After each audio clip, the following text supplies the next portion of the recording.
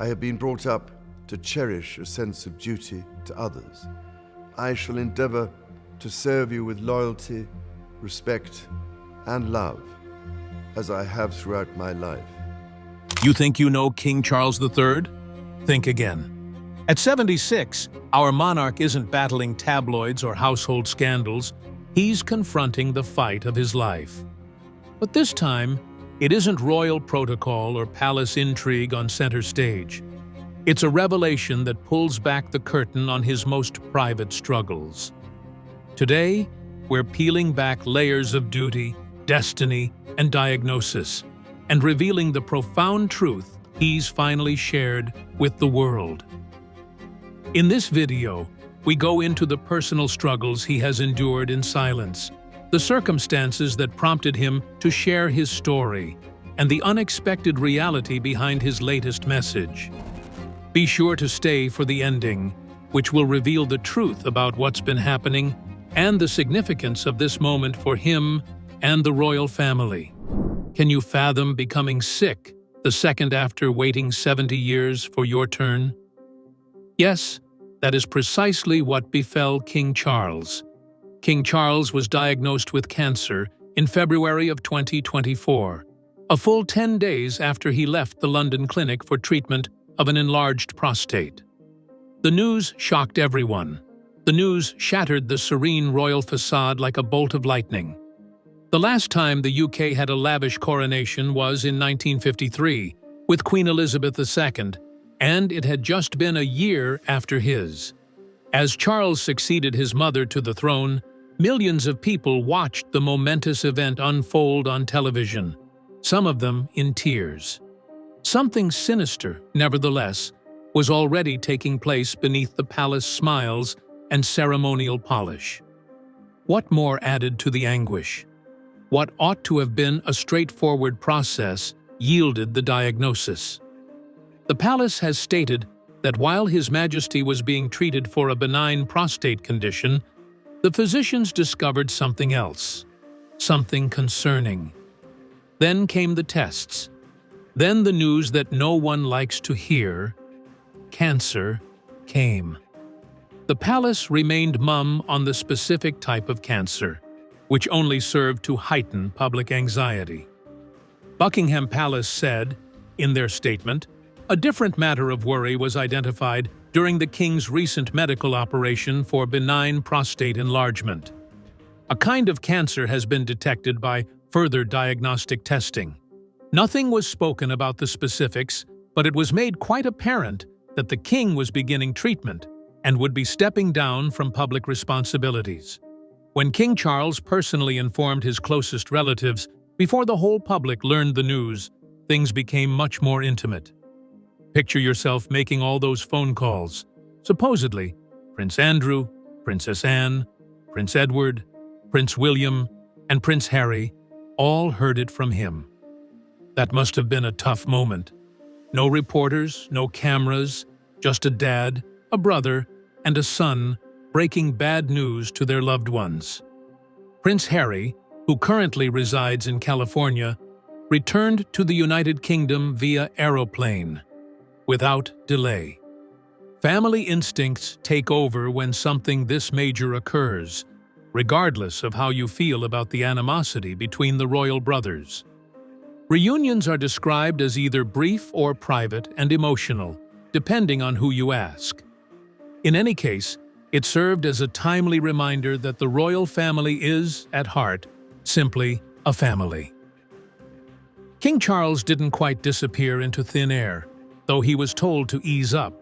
Actually, he resumed face-to-face discussions with then Prime Minister Rishi Sunak as early as February 21st, just 2 weeks after the announcement. Perhaps it was a pressing matter. Perhaps a need for consistency was at play. It may have been nothing more than Charles being himself. Another shocking revelation came at the same time as many were beginning to accept his prognosis. The Princess of Wales, Catherine, also confirmed her cancer diagnosis in March. It seemed like a déjà vu moment. Two of the most popular senior royals engaged in comparable conflicts just a few weeks apart. The whole country was on edge. A ray of optimism appeared thereafter. King Charles's moving return to public service occurred on April 30th, 2024. A visit to London's Macmillan Cancer Centre was more fitting than an extravagant state function or an appearance at the palace. In the presence of both patients and physicians, he wore more than simply the crown. He wore vulnerability. With Queen Camilla at his side, Charles greeted everyone with a kind grin and comforted another patient with a sincere, "I'm all right, thank you very much, not too bad." That one remark conveyed strength, humility, and optimism to millions of viewers. News from the palace broke that His Majesty was preparing a pretty normal-looking full overseas tour program for 2025, which added to the hope that was already there. It was ambitious, but hopeful, to plan a whole year of royal engagements, diplomatic missions, and travel. Had different intentions. Despite all that hope, King Charles's readmission to the hospital changed the focus of the news just days after those encouraging pronouncements. King Charles has now confirmed what many people dreaded but secretly believed all along, that he is 76 years old after months of treatments, emotional appearances, and juggling royal duties with personal health issues. About 70 years. Charles waited so long for a position that was tailor-made for him. Envision yourself spending your whole life preparing for a single part, and then, in your 70s, you take the stage. King Charles became the oldest monarch in British history when he was formally crowned. The man beneath the royal robes and the world's attention was fashioned by the subtle forms of isolation, pressure, and obligation that never allowed him to truly relax. First, we need to go back in time to a peaceful hospital room, where Charles began his ascent to the throne under the specter of war and anticipation. This was far from Westminster Abbey, though. A caesarean section was performed at Buckingham Palace on November 14, 1948, to deliver Charles Philip Arthur George. Princess Elizabeth, his mother, was just 22 years old.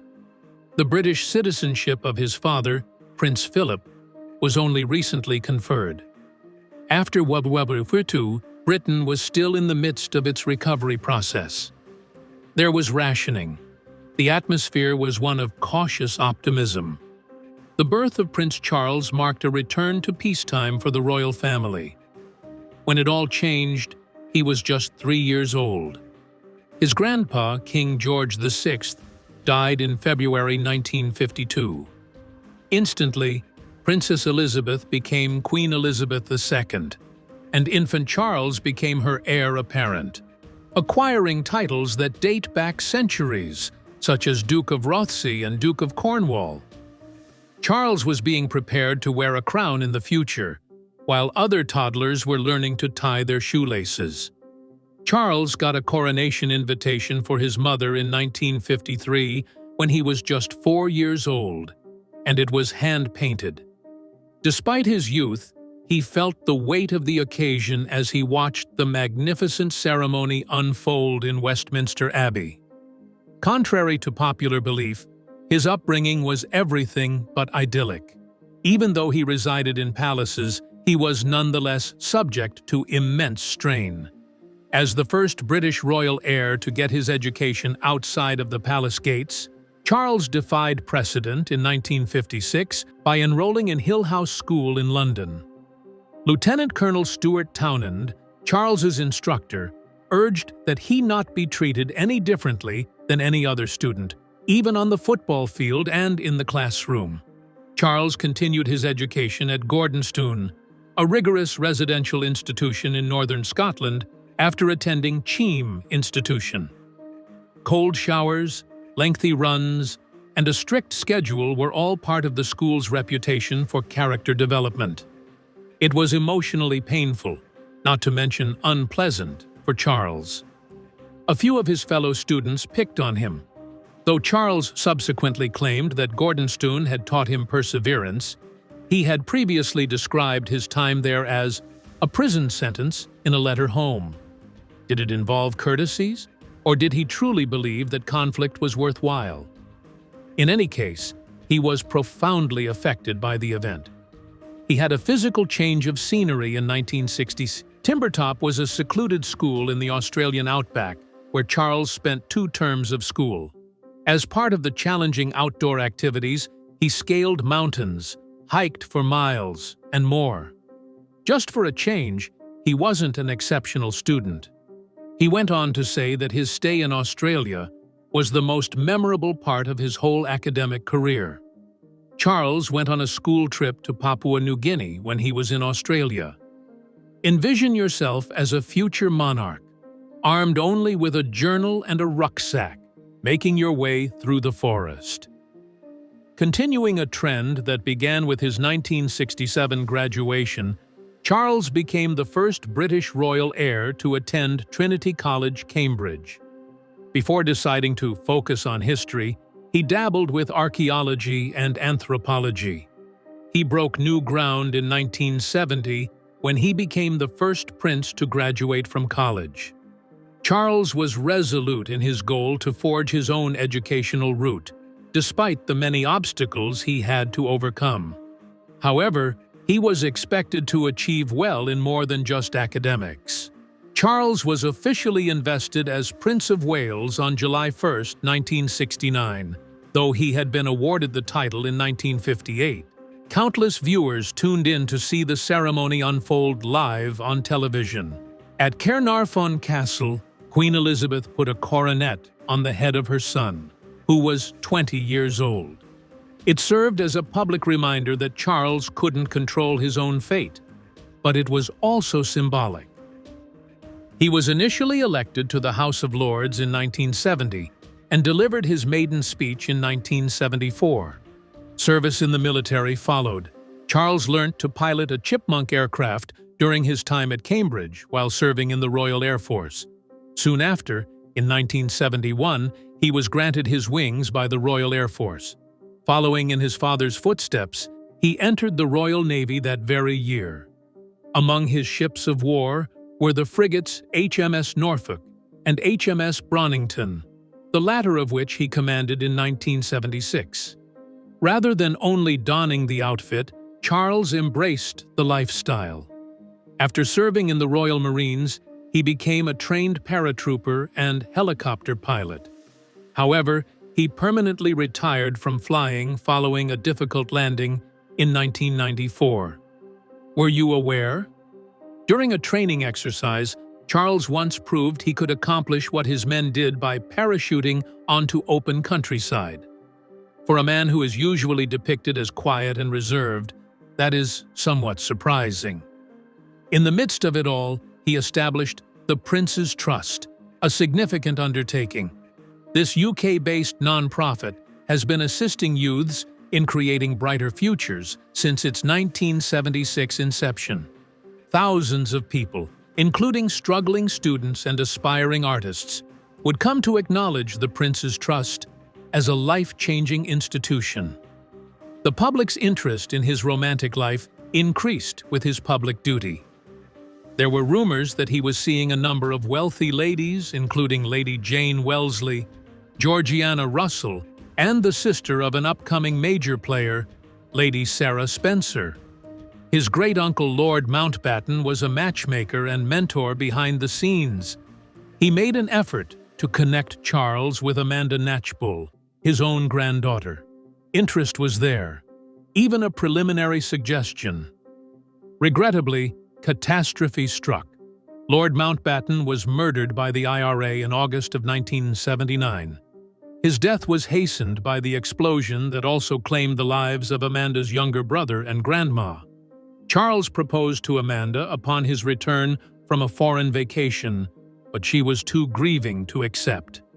That chapter silently came to a stop when she declined.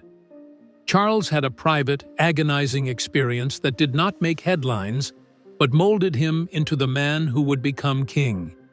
A man divided between tradition and change, duty and desire. A young woman who who would soon win over the world with her gentle smile, royal lineage, and charisma. She lived up to the palace's expectations and more, surprising even Charles.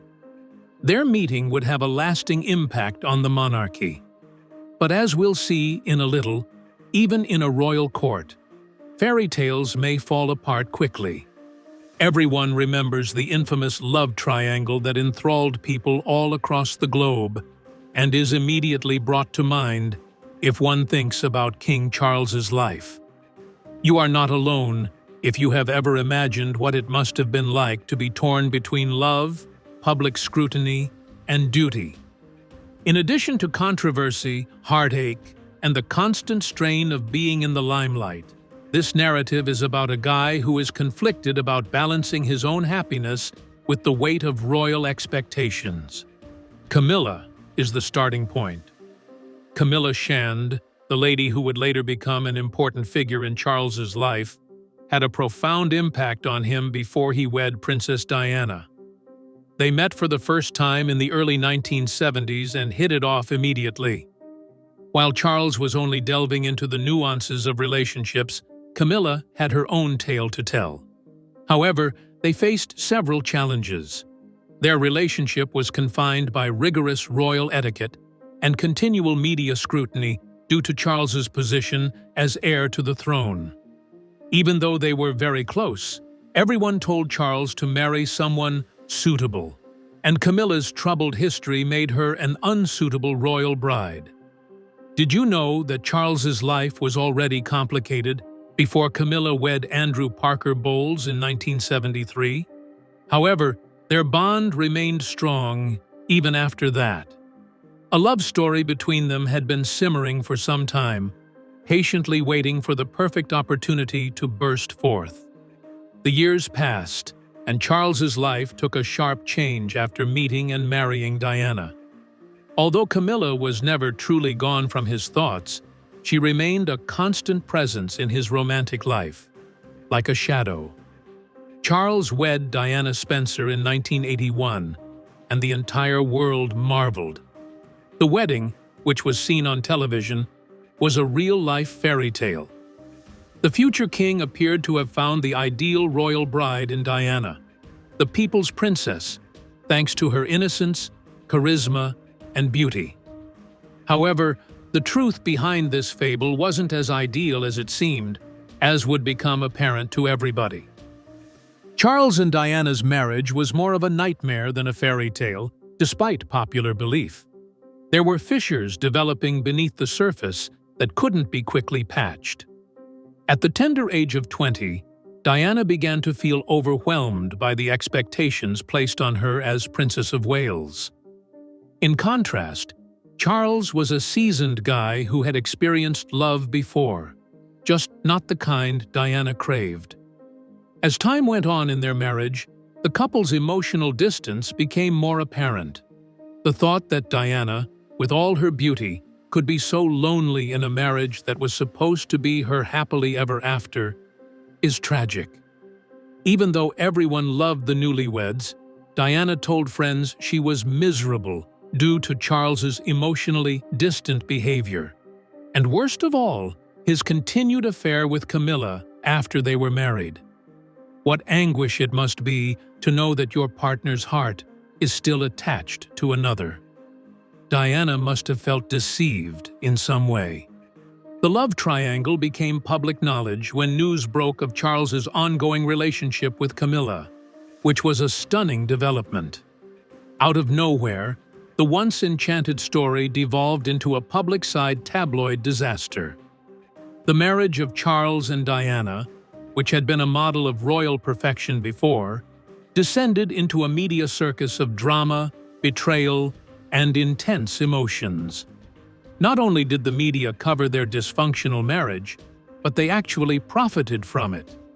A perpetual tempest of public scrutiny was unleashed by amplifying every detail, every dispute, and every whispered rumor. Living up to royal standards, Charles now had to choose between protecting his personal life and carrying out his responsibilities as a prince. If everyone is always monitoring your online activity, how can you possibly hide your digital footprint? During this time, news of Diana's suffering spread like wildfire.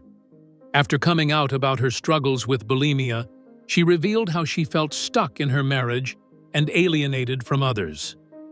Charles and the rest of the royal family failed to grasp the enormity of her plight. Their marriage continued to fall apart as the strain increased. Like everyone else, Charles was battling inner demons. Although he was portrayed as the antagonist by the media, it is easy to overlook the fact that he was also entangled in a predicament where love, devotion, and duty intertwined in an unbearably painful way. Did you know that Charles said he was coerced into a marriage of convenience by the demands of the monarchy, even though he never desired it? There were extensive emotional repercussions. After overcoming her own personal demons and utilizing her fame to bring attention to issues like homelessness, mental illness, and AIDS, Diana became an international symbol. However, Charles had to deal with the permanent stain on his reputation caused by an affair that the entire world couldn't ignore. The British monarchy has, admittedly, been the target of many criticism throughout the years, but the degree of animosity directed at the royal family as of late has been unprecedented. Charles has been the focal point of intense scrutiny around the royal family since Princess Diana's sad and well-publicized death. This has only escalated in the past several years.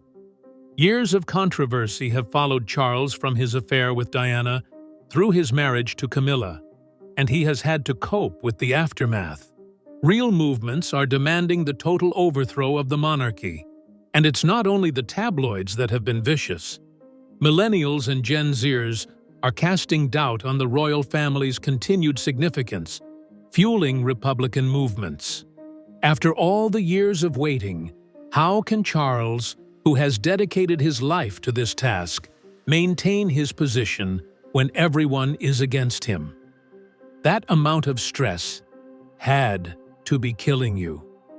Charles had it tough, but it wasn't simply because republicanism was on the rise. The royal family was rocked to its foundations by the explosive interviews, books, and documentaries released by Prince Harry and Meghan Markle. Claims made by Harry on his childhood, his troubled relationship with his father, and the way his family treated Meghan were shocking to say the least. Seeing his own flesh and blood, Charles's son, accuse him of emotional neglect must have been a very trying experience for him. Harry was quite forthright. The royal family, he said in interviews, was distant, unfeeling, and unresponsive. Even though a lot of people felt bad for Harry and Meghan, it really made things tough on Charles. When your son brings shame onto your family, how can you protect yourself? Charles and Harry's drama goes beyond a simple family quarrel.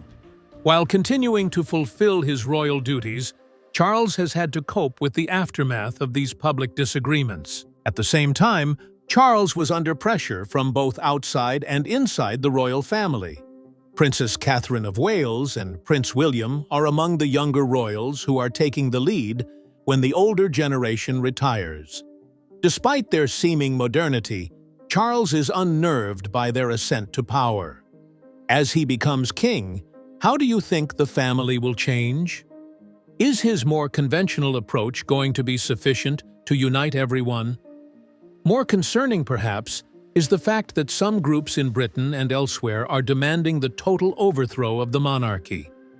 As a representative of antiquated customs, Charles has a mixed reception from the general population.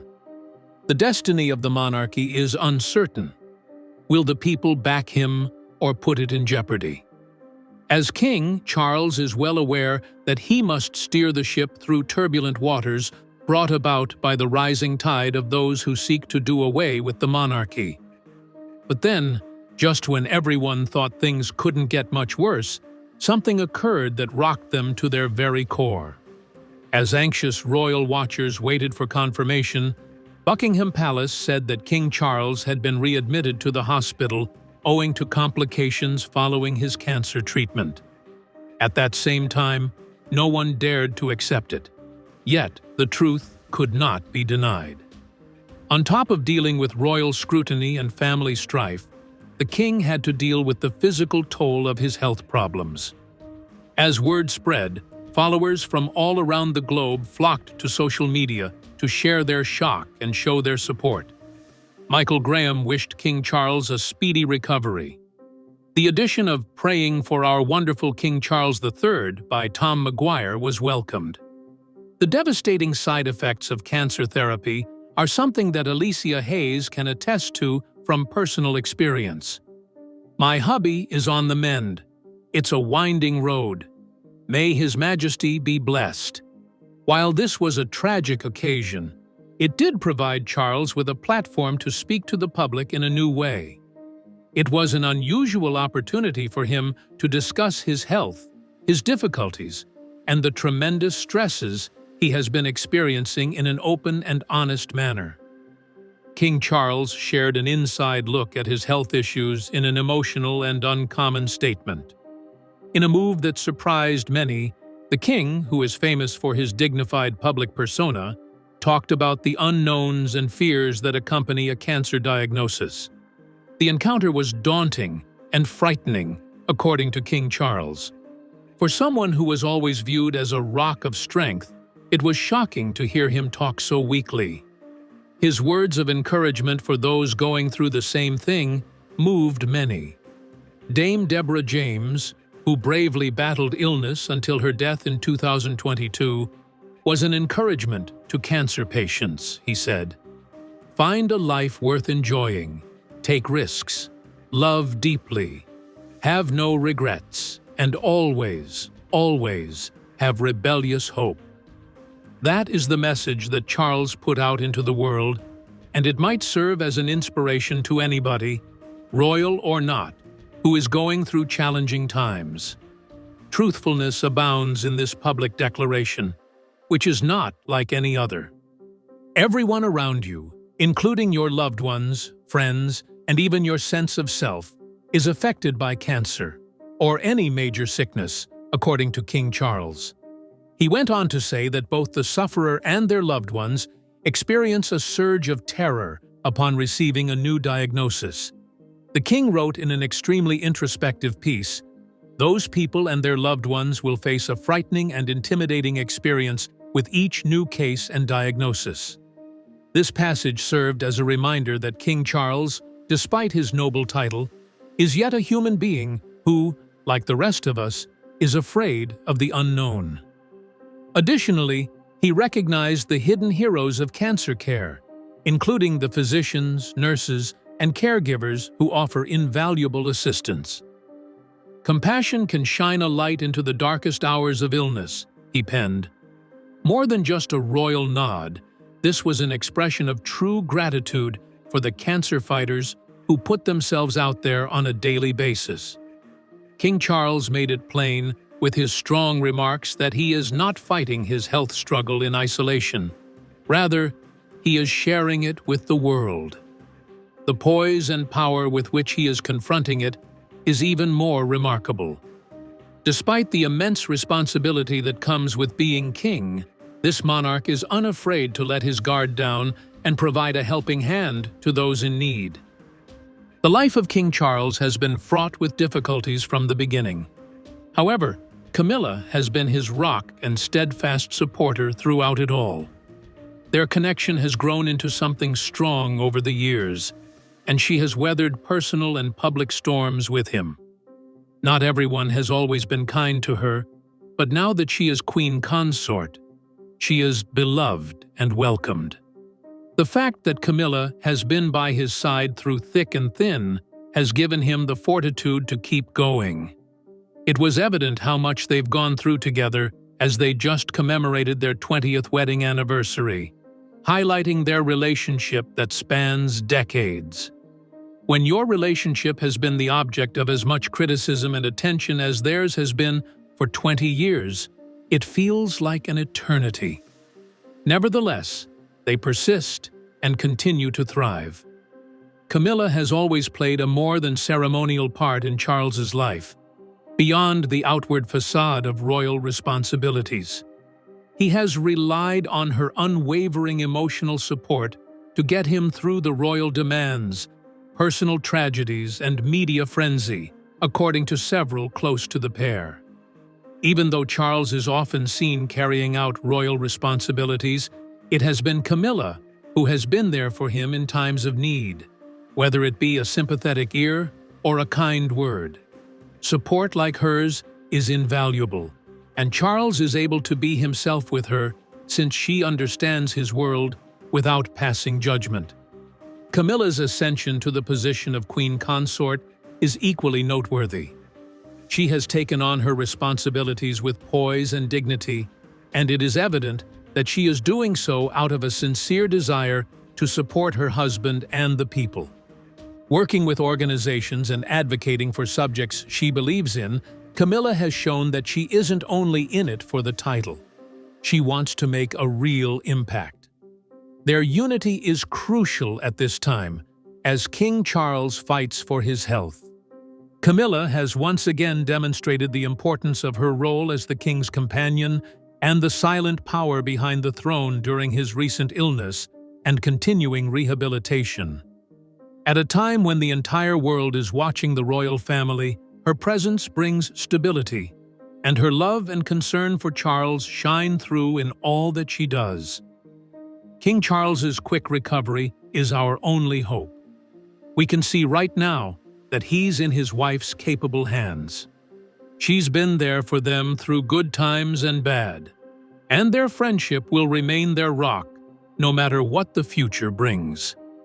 In light of everything that King Charles has said, what do you think? Salutations, everyone!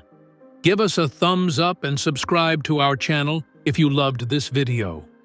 Look at the following video that appears on your screen for a more exciting narrative.